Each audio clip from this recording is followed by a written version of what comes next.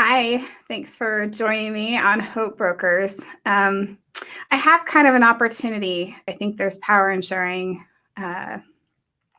stories. I think it gives hope to people who are struggling, that need to know that they're not alone.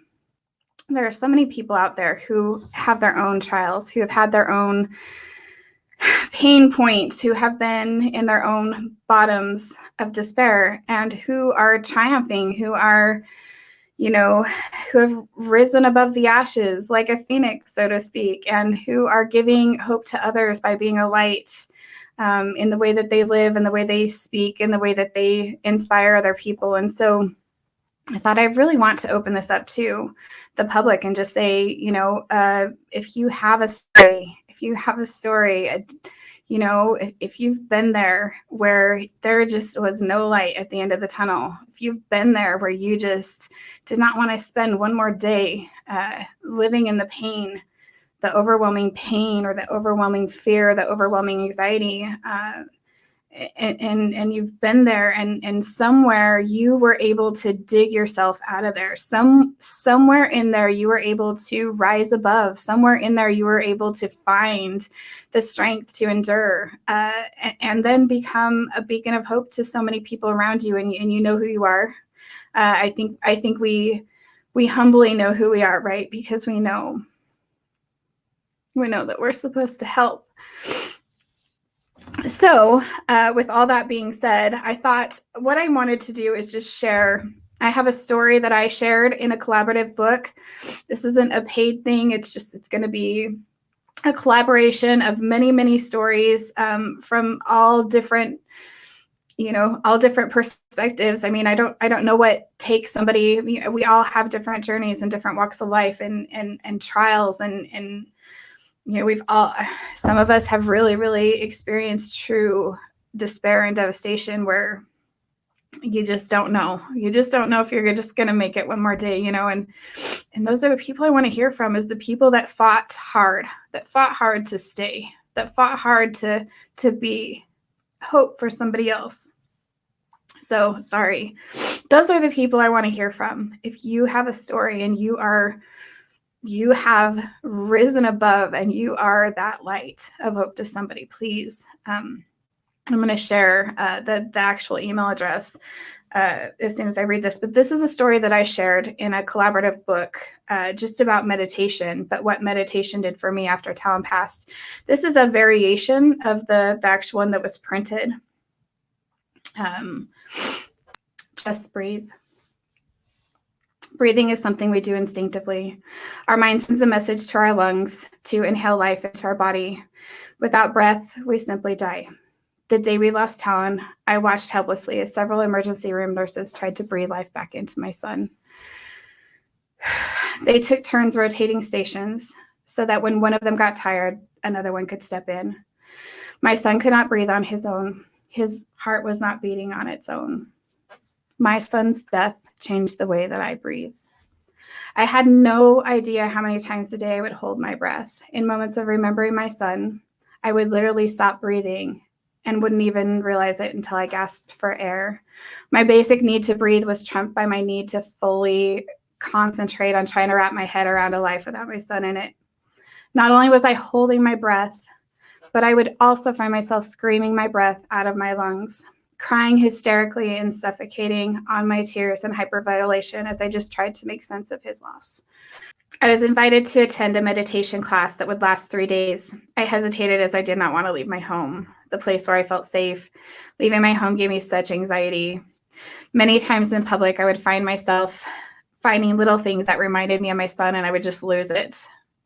Sobbing in public with no place to hide. So the idea of going to a meditation class surrounded by strangers and being forced to open myself up to other people and be open emotionally with others that didn't know me or my story was almost too much to handle. But because it was a gift I received from a very dear friend, I went.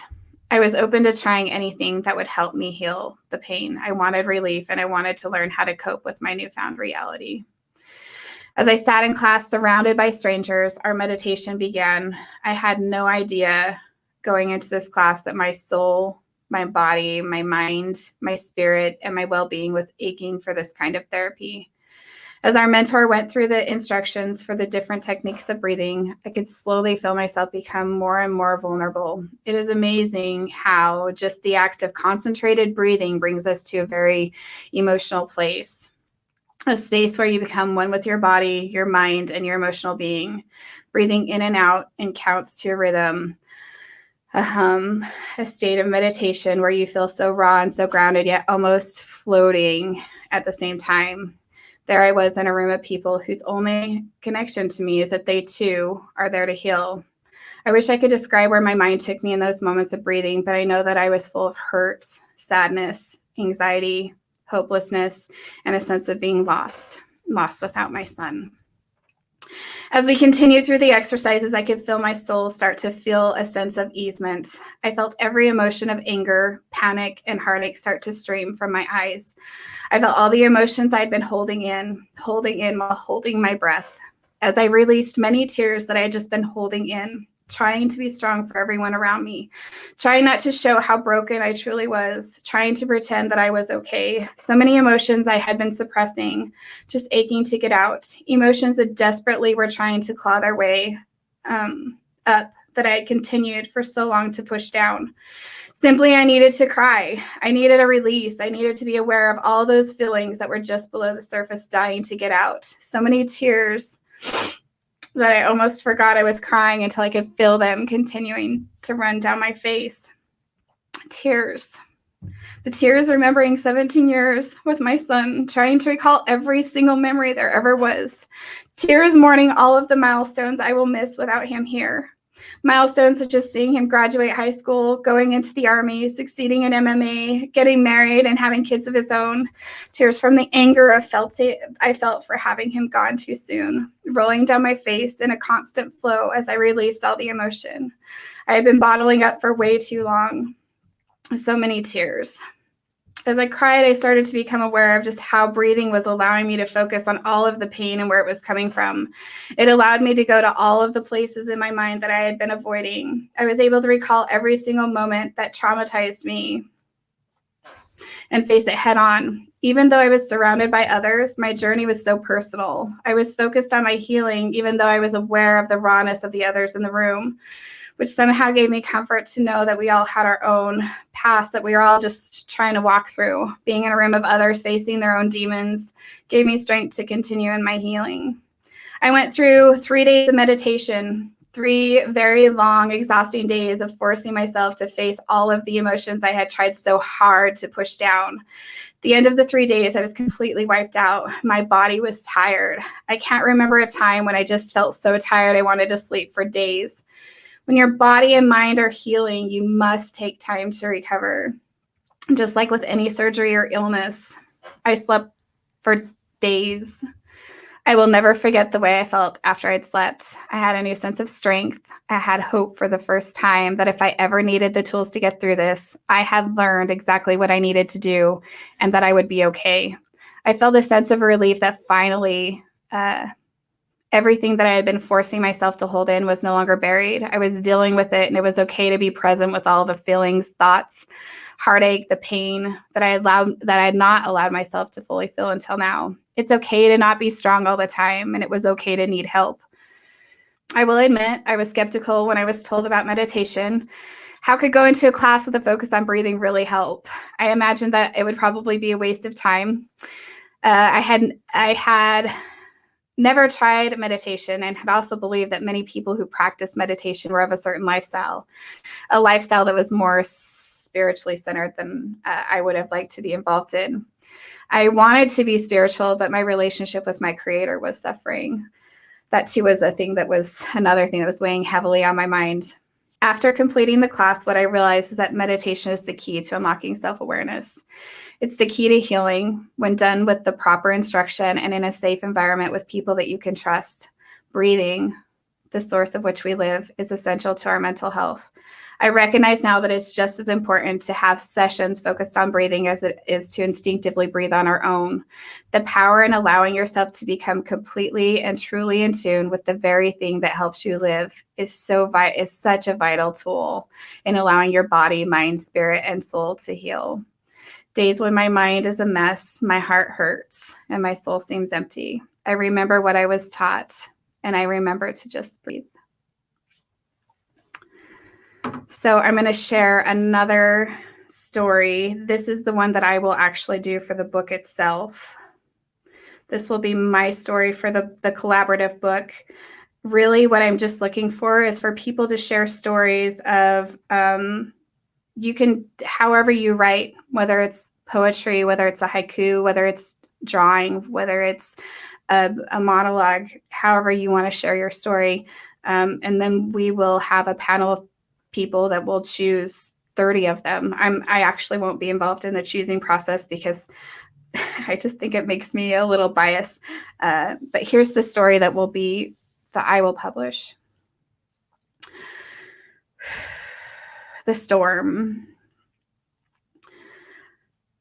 I'm in the middle of a storm on a big, huge ocean in nothing but a blow-up raft. There are days when the ocean is so alive and raging, the waves so high I can't see the horizon. There are days when it's so calm and quiet that I start to think about all the scary things in the water and the panic sets in. Days when the undercurrent pulls me in one direction and days when the wind blows me in another. I have moments when I try to fight the storm. I have moments when I'm trying so hard to find the rainbow I'm promised, and times when I lay still and in fear inside the boat as the storm rages on around me. Except now there's a small pin-sized needle hole in the boat. I know some of you see strength. The truth is the hole is going to sink me. What you see is desperation, me trying to get out of the boat or find a way to fix the boat before it sinks. In my desperation, I'm looking for heroes, lifeguards, duct tape, miracles, or the voice of reason.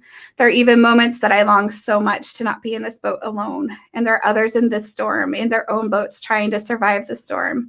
I can see them. They can see me. But most of the time, we're just focused on the battle we are fighting in our own boats, and we can't help the others.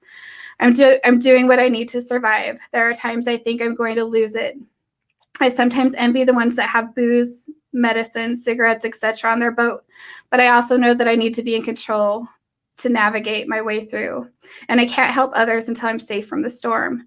That's my story. It's short. It's just it's how I feel about my grief. It's how I feel about the storm that I face.